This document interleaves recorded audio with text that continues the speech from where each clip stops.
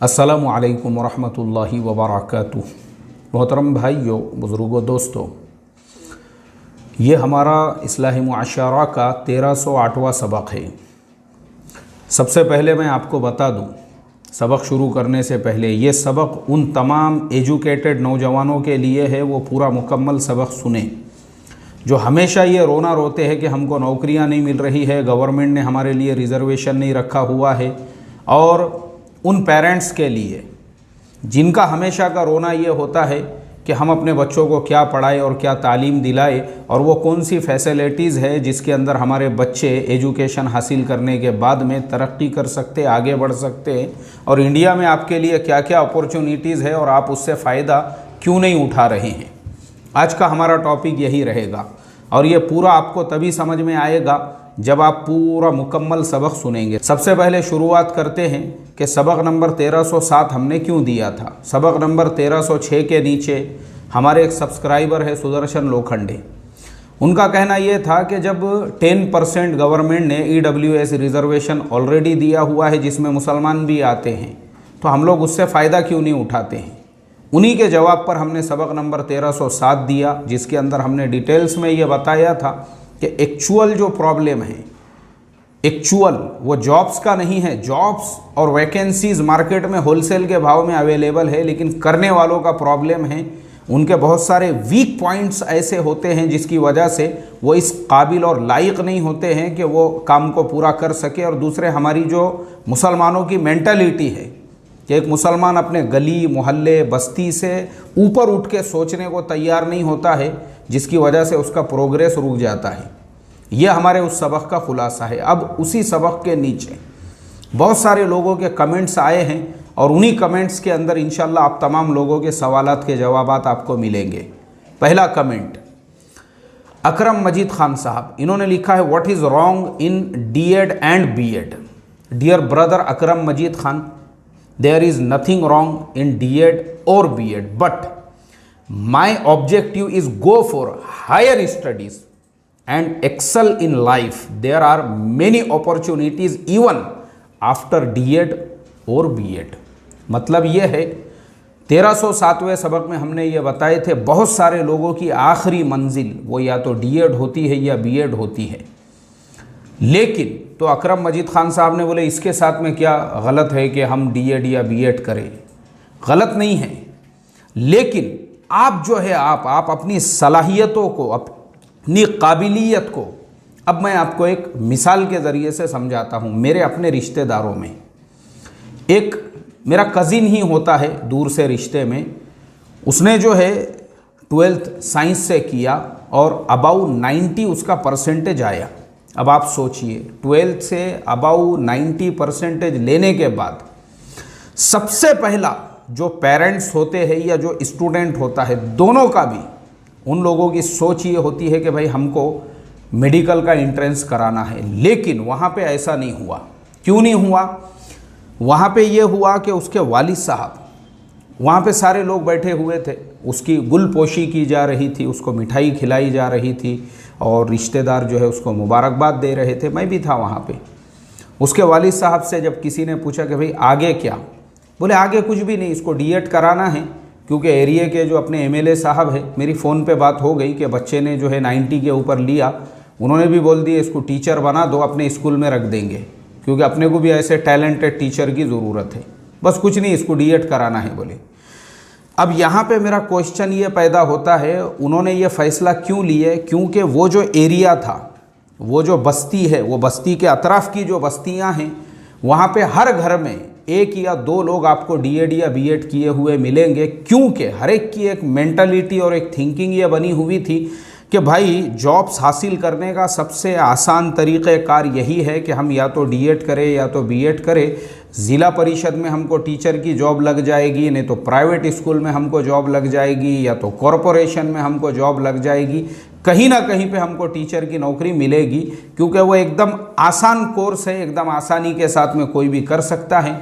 ये थिंकिंग की वजह से क्या हो गया कि अबाउ 90% लेने वाला एक ऐसा स्टूडेंट जो बेहतरीन MBBS डॉक्टर बन सकता था, जो बेहतरीन MD बन सकता था, जो बेहतरीन मास्टर ऑफ सर्जन बन सकता था, जो किसी ना किसी फैकल्टी के अंदर स्पेशलाइजेशन करके वो कौम के लिए और भी ज़्यादा मुफीद और फ़ायदेमंद बन सकता था। लेकिन सिर्फ़ और सिर्फ उस इलाके के लोगों की मेंटालिटी की वजह से, उसके अपने बाप की भी मेंटालिटी ये बनी, भाई इसको तो डीएडी कराने का है। क्यों? 2-3 साल में हो जाएगा और उसके बाद टीचर की नौकरी तो पहले से अवेलेबल है। एमएलए साहब से अपने रिलेशन और ताल्लुकात हैं, उन्होंने बोल दिया बस उसको खाली करने दो, अपना स्कूल मौजूद है। ये मेंटालिटी की वजह से अब मैं आपको उसकी मिसाल भी देकर बताता हूँ कि आप सोचो ना, वो जो टैलेंटेड बच्चा होगा जिसने 90 अबाउ 90 जो साइंस में ले रहा है, उसका मैथ कैसा होगा, उसका फिज़िक्स कैसा होगा, उसका साइंस कैसा होगा, उसका बायोलॉजी कैसा होगा, उसका इंग्लिश कितना परफेक्ट होगा। ये जो हमारी थिंकिंग है, इसकी वजह से मैंने कहा कि बहुत सारे ऐसे स्टूडेंट्स बहुत सारे जिनकी बहुत बड़ी तादाद है, जो माशाअल्लाह बेहतरीन। अच्छा, ये हमारी थिंकिंग क्यों बनती है? ये इसलिए बनती है क्योंकि हम अपने महल्ले से, अपने गांव से, अपने बस्ती से बाहर निकल के बाहर की दुनिया के बारे में सोचते नहीं। तो हमारा जितना गांव होता है, जितनी बस्ती होती है, जितना एरिया होता है, ये हमारे पड़ोसी जैसे होते हैं कि पड़ोस में 1-2 ने डीएड बीएड कर लिए, मेंटालिटी वहीं पे सेट हो जाती है। जबकि आज पूरी दुनिया के अंदर अपॉर्चुनिटीज़ की कोई कमी नहीं है। अब मैं आपको मुसलमानों की ही मिसाल देकर बताता हूँ। मेरे एक बड़े अजीज़ दोस्त हैं, आप सोच सकते हैं, बम्बई के अंदर एक ज़माने में वो टैक्सी ड्राइवर हुआ करते थे। टैक्सी ड्राइवर यानी टैक्सी ड्राइविंग करते करते मेरे उन अजीज़ दोस्त ने अपने एजुकेशन को आगे बढ़ाया और बढ़ाते वो अपने आप को अपग्रेड करते रहे। उन्होंने हिम्मत नहीं हारी, वो हालात से मुकाबला करते रहे। हिम्मत नहीं हारने के बाद आज हमारे वही दोस्त, उन्होंने जब अपने एजुकेशन लेवल को हायर लेवल पे लेकर गए तो दुनिया की एक जानी मानी कंपनी है, एकदम बड़ी पोस्ट के ऊपर वो बैठे हुए हैं माशाअल्लाह। और पूरी उनके अंदर यही फ़िक्र है कि हमारी कौम के टैलेंटेड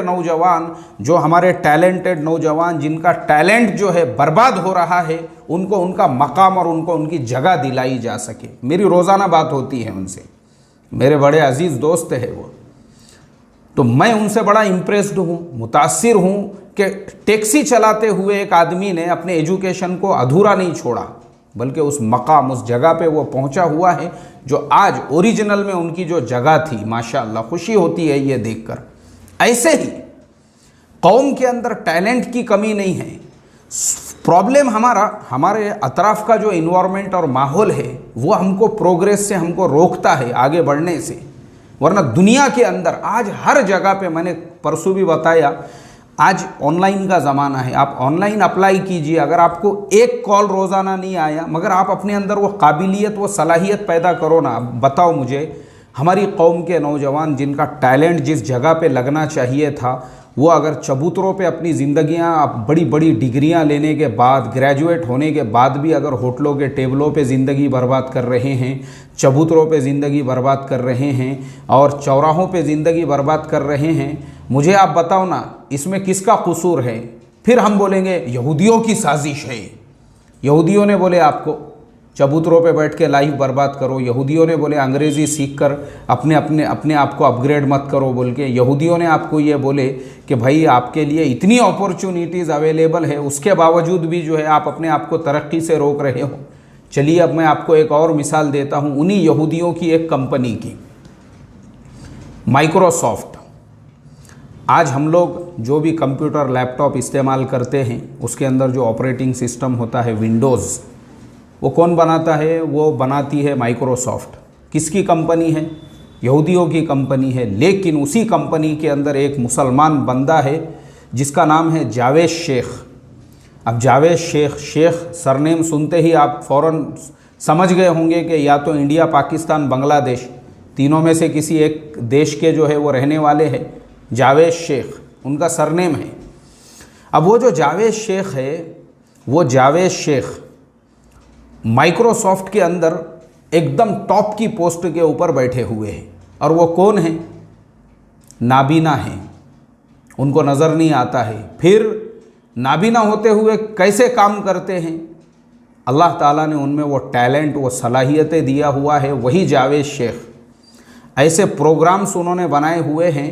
उन्होंने एक चश्मा जो है उन्होंने बना दिया। कैसा चश्मा?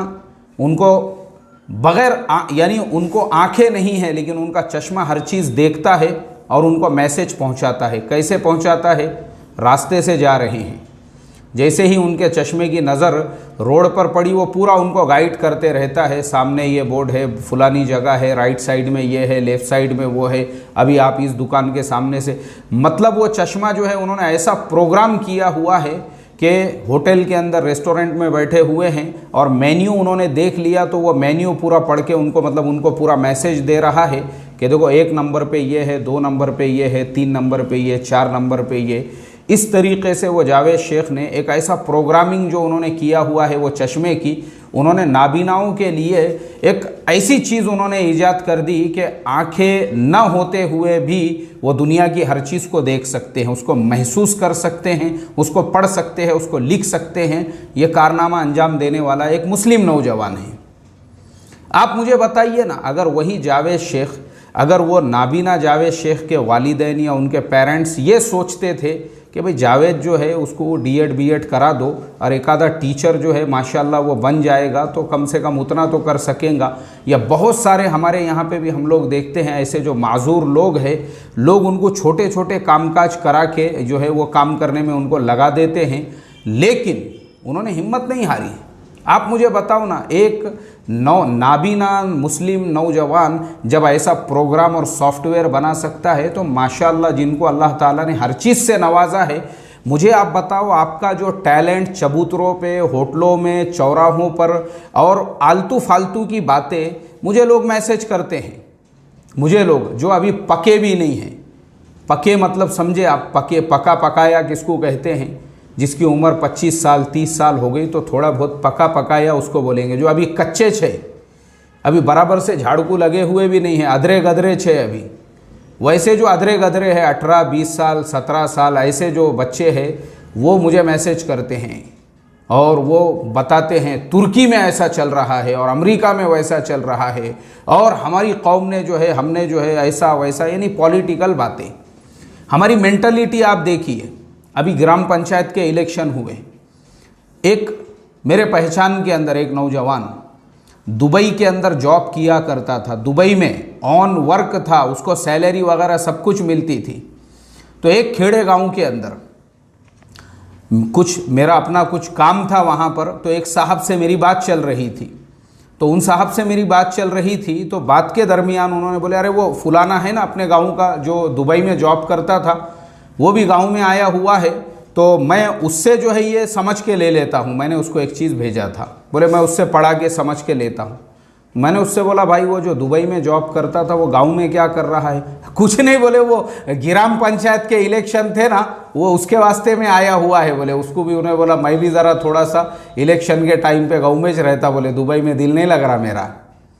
ये मेंटलिटी है हमारी। ग्राम पंचायत के इलेक्शन के लिए एक आदमी दुबई में जॉब करता था, वहाँ दिल नहीं लग रहा था उसका, वो यहाँ आ गया ग्राम पंचायत के इलेक्शन के वास्ते में। ये जो सोच है ना हमारी, चबूतरे, वट्टे, होटल और ये जो मेंटलिटी है हमारी, इससे निकलना बहुत ज़रूरी है। याद रखो, यही हमारे प्रोग्रेस के अंदर सबसे बड़ी रुकावट यही है। और ये फालतू का जो टर्रापन है ना, इसको टर्रापन कहते हैं। ईरान में ऐसा चल रहा, अफ़गानिस्तान में वैसा चल रहा, तुर्की में ऐसा हो गया और वो जो है ये हो गया, और बस फेसबुक के ऊपर जो है फालतू की पोस्टें। मैं देखता हूँ बहुत सारे ऐसे नौजवानों को, उन्होंने पूरी ज़िंदगी फेसबुक के ऊपर सिर्फ पॉलिटिक्स के अंदर लगा दिए हैं, और जब उनके ऊपर हालात और मजबूरियाँ आती है तो महल्ले में कोई 10,000 रुपये उधार देने को तैयार नहीं रहता है। क्या बताऊँ मैं, अभी आपको ज़्यादा डिटेल में नहीं बता सकता हूँ। मैं खुद देखता हूँ क्या मिला आपको, आपने अपनी पूरी सलाहियत है। तो मैं यही सोचता हूँ कि भाई तूने फेसबुक पे पूरी लाइफ बर्बाद करा, उसकी बजाय अगर तू डीटीपी सीख जाता था तो तेरे को आज जो है खुद का कामकाज तू चला सकता था, प्रोग्रामिंग सीख जाता था, या कुछ और बहुत सारी चीज़ें अगर तेरे अंदर तू अपने आप को अपग्रेड करता था तो मुझे आप बताओ ना, किसी से पैसे उधार मांगने की ज़रूरत नहीं पड़ती थी, कुछ फ़ायदा नहीं है। देखो ये सब जो है ना, ये सब दिमागी बीमारियां हैं। अब आप जाइए किसी साइकाइट्रिस्ट को पूछिए, ये सब जो है ना, मेरे इतने फॉलोवर्स है और फेसबुक पे मेरे इतने फ्रेंड है और इंस्टाग्राम पे मुझे इतने लोग मेरा मैसेज पढ़ लेते हैं। और जैसा मैंने अभी 3-4 दिन पहले वो मुस्कान शेख का बताया था, 6 लाख फॉलोवर्स थे और 3 दिन तक उसकी मैयत ली जाने को कोई आया नहीं हॉस्पिटल के अंदर। ये मेंटलिटी बदलना ज़रूरी है हमारे को। तो खैर, मैं यही बताना आपको चाह रहा था। इसलिए आखिरी में रिक्वेस्ट यही है, अपना मिजाज बनाओ, अपने आप को अपग्रेड करो, नॉलेज के हिसाब से, एजुकेशन के हिसाब से, इंफॉर्मेशन के हिसाब से। अब ये जितनी भी फैसिलिटीज़ है, सारी चीज़ों को अल्लाह ने आसान कर दिया हुआ है। अल्लाह हम तमाम को अमल की तौफीक अता फरमाए। अस्सलामु अलैकुम रहमतुल्लाहि व बरकातुहू।